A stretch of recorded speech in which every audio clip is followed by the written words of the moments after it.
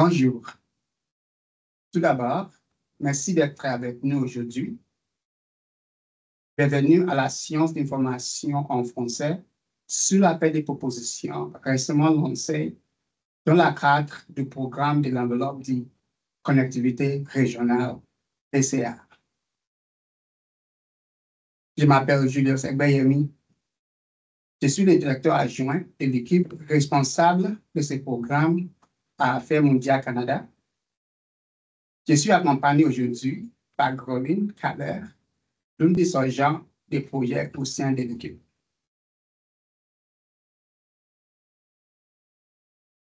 La science de formation aujourd'hui portera sur les objectifs de l'appel des propositions, les détails des programmes SCR, les documents obligatoires à fournir pour les propositions des projets, ainsi que les étapes qui nous suivront pour l'évaluer. Nous passerons ensuite en revue les réponses aux questions qui ont été soumises avant cette séance.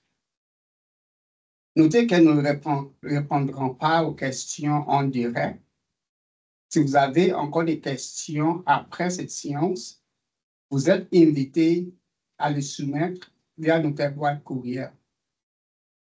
Nous y répondrons sur la page de l'appel des propositions située sur le site web d'Affaires mondiales Canada dans les prochains jours. Nous accepterons et traiterons les questions jusqu'au 11 septembre. Cette séance sera enregistrée et sera également disponible pour révisionnement sur la page de l'appel. Ceci est le 12e appel pour le programme SCR. Lors de nos premiers appels, nous avons alloué un financement total de 4 millions de dollars au projet sélectionné. L'appel de proposition a été lancé le 24 juillet dernier et restera ouvert aux soumissions jusqu'au 18 septembre à midi, heure avancée de l'Est. Les organisations doivent soumettre leurs propositions par l'intermédiaire du nouveau portail collaboration@international. La page de l'appel fournit les instructions détaillées sur la façon de s'inscrire et de soumettre votre dossier de candidature. Nous vous recommandons de vous assurer que votre organisation est bien inscrite au portail et que vous y avez accès dès que possible afin d'éviter tout retard. Nous vous conseillons également de soumettre votre proposition avant la date limite afin d'éviter tout problème technique. Notez qu'aucune soumission tardive ne sera acceptée.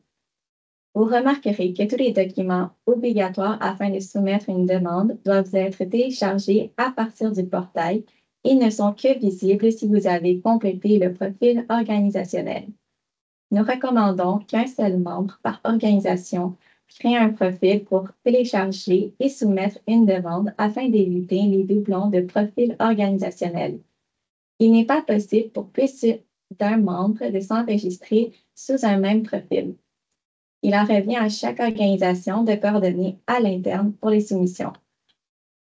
Si vous avez des questions techniques concernant le portail collaboration@international ou si vous souhaitez que nous vérifions votre profil organisationnel, envoyez-nous un courriel au rce-erc@commercialinternational.gc.ca ou vous inscrire à une séance de support technique pour obtenir de l'aide.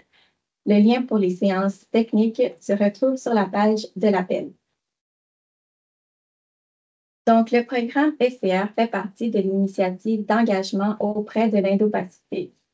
Le CR est conçu pour mettre en relation les chercheurs, les institutions canadiennes, y compris les établissements universitaires, les instituts de recherche, les groupes de réflexion, les organisations et associations culturelles, les chambres de commerce ou associations d'entreprises à but non lucratif, des groupes de défense, notamment ceux représentant les peuples autochtones, les femmes, les jeunes et ceux de la communauté LGBTQ2+. Elle vise aussi à améliorer le profil du Canada dans la région, accélérer la capacité du Canada à développer ou à accéder à des réseaux influents ou à former des partenariats stratégiques. L'objectif principal de cet engagement renforcé consistera en la facilitation et ou la participation à des événements dans la région Indo-Pacifique ou au Canada. Donc, chaque organisation devra choisir une catégorie d'activités de projets éligibles et indiquer si vous faciliterez ou participerez à cette activité ou cet événement. Les candidats doivent en choisir une catégorie principale, mais si une seconde est proposée, le candidat doit démontrer comment elle est liée à la catégorie principale. Par exemple, si votre catégorie principale est une recherche, la seconde peut constituer une conférence sous la catégorie partage de conférences afin de partager les résultats issus de cette recherche. Pour donner quelques définitions, participer consiste à assister à une conférence, un événement, une formation ou à effectuer des recherches sans diriger ni jouer un rôle clé dans sa mise en œuvre. Quant à faciliter, consiste à organiser, co-organiser une conférence, événement, formation ou effectuer des recherches et de jouer un rôle clé dans sa mise en œuvre. Donc, les catégories de projets admissibles se retrouvent au tableau et sur la page d'appel. Donc, elle comprend des activités de partage de connaissances ou de création de connaissances, incluant des conférences, des ateliers, des tables rondes ou des discussions avec des experts. Nous avons la catégorie formation, recherche, activités culturelles et enfin des activités axées sur la réconciliation avec les Autochtones.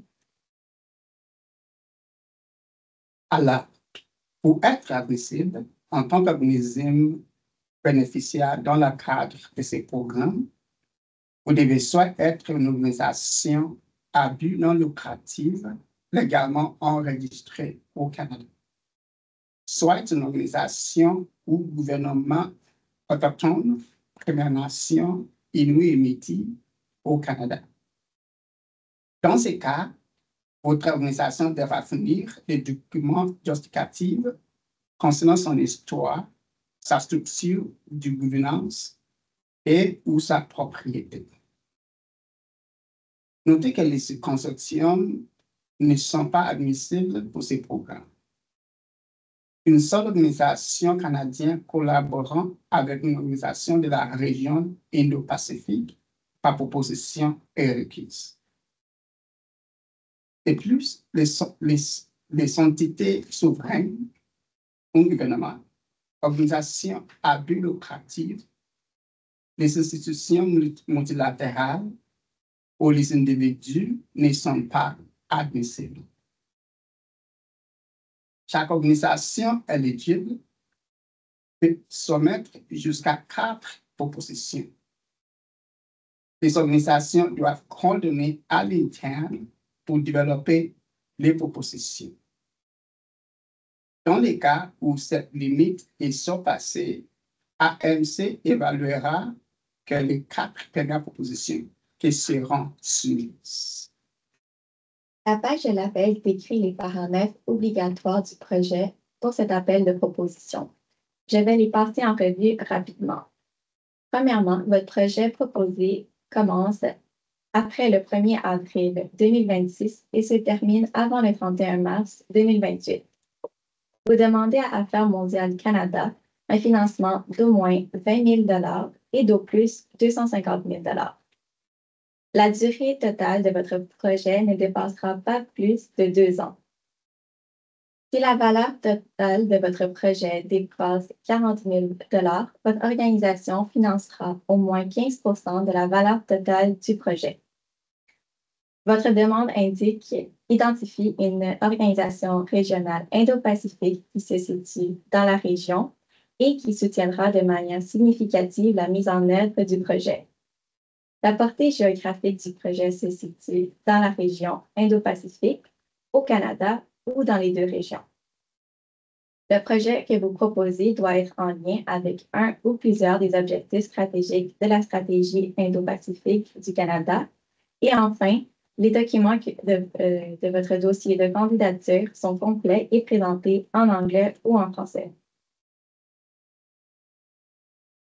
Sur cet appel, votre proposition de projet doit contribuer à la réalisation du résultat ultime suivant, l'amélioration de la prise en compte des intérêts communs du Canada et des parties prenantes de la région Indo-Pacifique dans le développement clé lié à la sécurité, au commerce, aux liens interpersonnels, au climat et à l'engagement du Canada dans la région Indo-Pacifique. De plus, votre projet doit contribuer à un résultat intermédiaire et à un résultat immédiat basé sur la catégorie de votre projet. Par exemple, comme on le voit à l'écran, si votre projet est un projet de recherche, vous devez contribuer au résultat intermédiaire de la catégorie recherche. Dans ce cas-ci, le résultat 1300, renforcement de la collaboration entre les universitaires et les chercheurs canadiens et leurs homologues de la région. Vous devez aussi contribuer à au moins un des deux résultats immédiats de cette catégorie. Donc, cela peut consister du résultat 1310 ou 1320 ou bien les deux.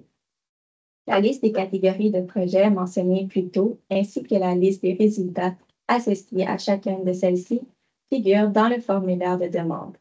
Notez qu'aucune préférence ne sera accordée aux projets qui touchent plus qu'une catégorie ou résultat, mais vous êtes libre de le faire.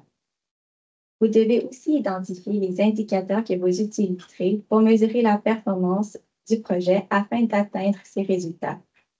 Pour chaque indicateur que vous fournissez, assurez-vous de spécifier la méthode de collecte de données et la fréquence. Veuillez vous référer au guide de gestion axé sur les résultats qui figure sur la page d'appel.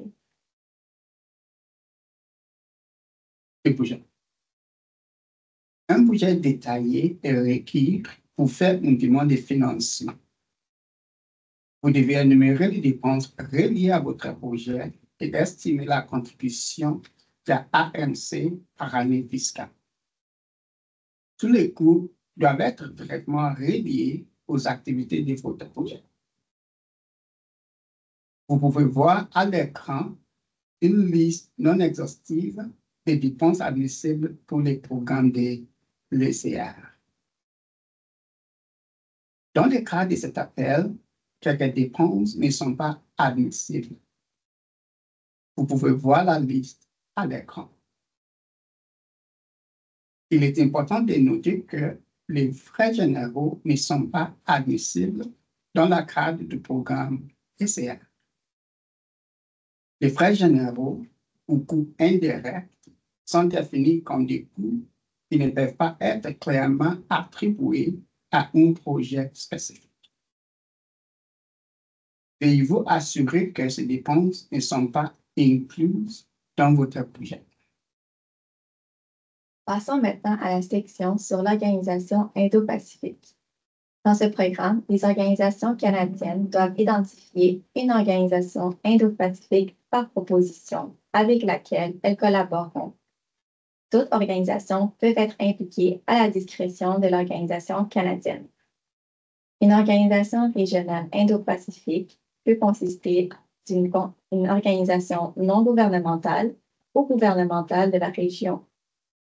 Cette relation sera définie plus en détail dans l'attestation de collaboration de projet ECR. Il est préférable que l'organisation soit enregistrée dans son pays d'origine, mais nous ne demanderons pas de preuve d'enregistrement. Elle doit être une entité établie dans la région Indo-Pacifique et ne doit pas être une branche ou une filiale de l'organisation canadienne. Nous ne demandons pas d'expérience préalable avec cette organisation.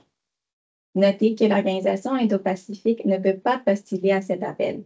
Il en revient à l'organisation canadienne de postuler et de collaborer avec cette dernière. Cette diapositive présente la liste des pays ou économies admissibles pour les projets. Notez que les projets peuvent se dérouler dans un ou plusieurs pays de la région Indo-Pacifique ainsi qu'au Canada. C'est au candidat de déterminer les lieux les plus pertinents pour son projet. Notez que ce programme ne financera pas d'activités au Myanmar ou en République populaire démocratique de Corée, en raison des conseils aux voyageurs émis par le gouvernement du Canada. Veuillez consulter les conseils aux voyageurs et avertissement du gouvernement du Canada avant de présenter votre demande. Car ces programmes ne financent pas des propositions dans les économies ou dans les régions d'un pays où les gouvernements ont recommandé d'éviter tout voyage, catégorie rouge, ou tout voyage non essentiel, catégorie orange. Nous avons publié des critères d'évaluation qui précisent comment votre proposition de projet sera évaluée. Nous vous encourageons à consulter cette page pendant l'élaboration de votre proposition afin de garantir une soumission complète et compétitive. Ce lien est aussi disponible sur la page d'accueil. Nous allons maintenant passer en revue les documents obligatoires à soumettre avec votre candidature. Cette liste est aussi disponible sur la page d'appel. Veuillez la consulter afin de remplir les documents et les soumettre. Nous avons premièrement le formulaire de demande de proposition du programme SCR. Notez que chaque section contient un nombre de caractères maximal. Nous avons ensuite la preuve d'incorporation ou une preuve de statut juridique de votre organisation afin d'attester son statut légal au Canada. Nous avons les 2 états financiers des exercices financiers les plus récents. Ils doivent être signés par un membre du conseil d'administration ou audités. Nous avons ensuite le budget détaillé, l'attestation de collaboration, le projet signé par l'organisation canadienne et celle de la région Indo-Pacifique. Et finalement, nous avons 2 documents standards dans le cadre des appels de proposition à ANC, qui sont la déclaration contre la corruption et la déclaration concernant les dettes envers Sa Majesté. Ils peuvent être téléchargés directement à partir du portail. Veuillez vous assurer qu'ils sont remplis, datés des 6 derniers mois et signés conformément aux instructions avant de les télécharger dans le portail. Nous allons maintenant répondre aux questions que nous avons reçues avant cette séance d'information. Donc, dans la catégorie générale, les projets situés dans une région de l'Indo-Pacifique ne sont pas automatiquement considérés comme prioritaires par rapport à ceux dans une autre région. Toutefois, les projets sont évalués en fonction de leur alignement avec la stratégie Indo-Pacifique du Canada et de la manière dont le lieu du projet est lié au thème.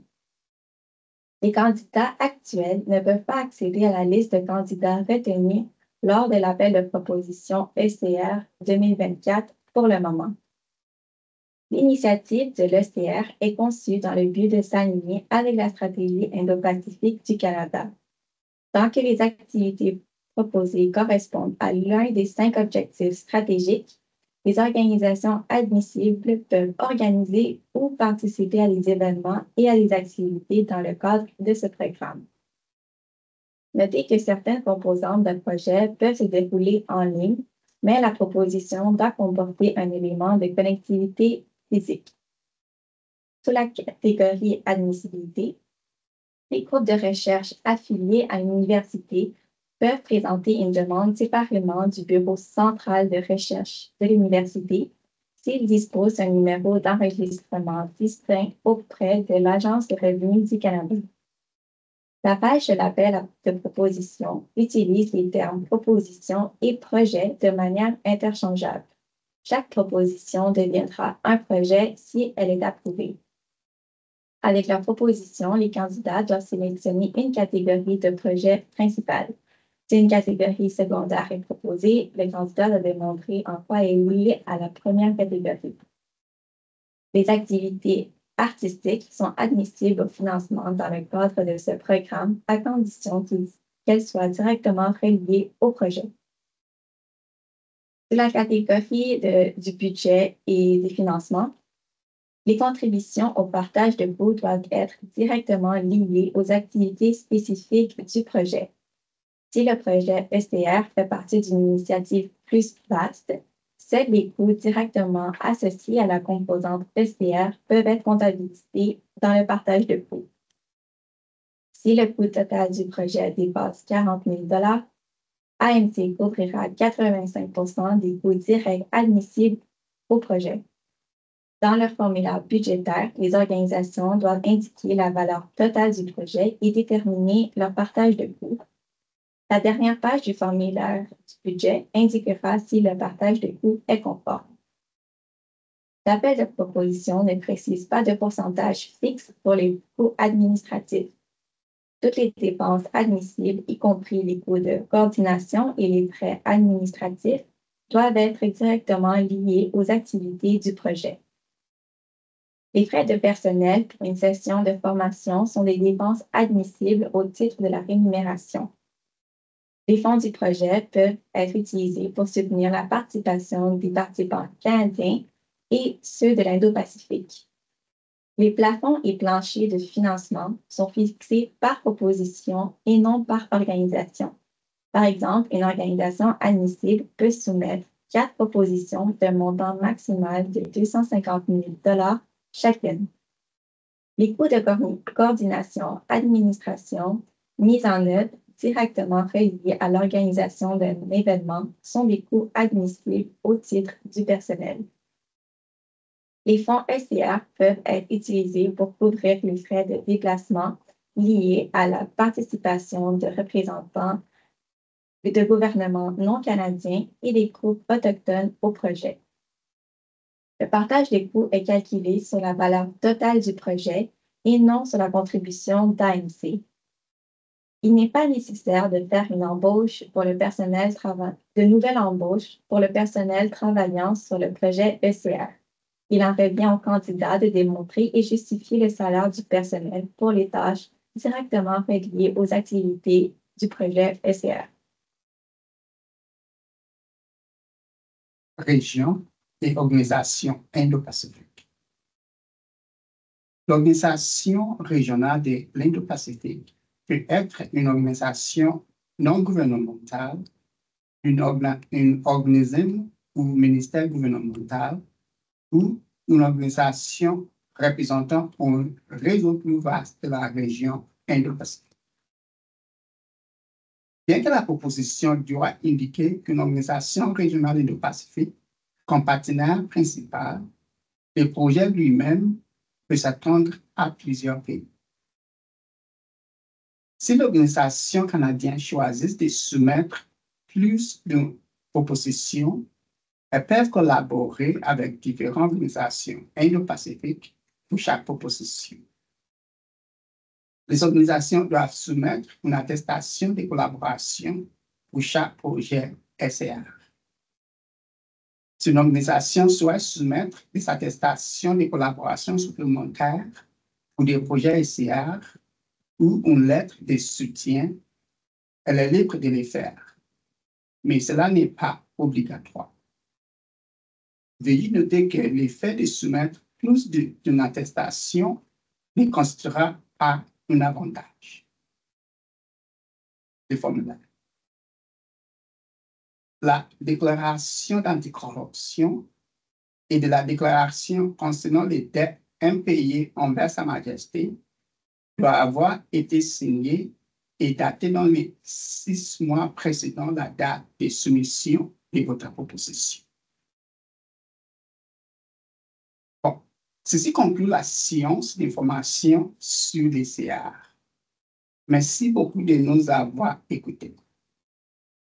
Si vous avez encore des questions sur ce programme, vous êtes invités à les soumettre via notre boîte courriel. Nous y répondrons sur la page de l'appel des propositions située sur le site web d'Affaires Mondiales Canada dans les prochains jours. Nous accepterons et traiterons les questions jusqu'au 11 septembre. Merci et bonne chance.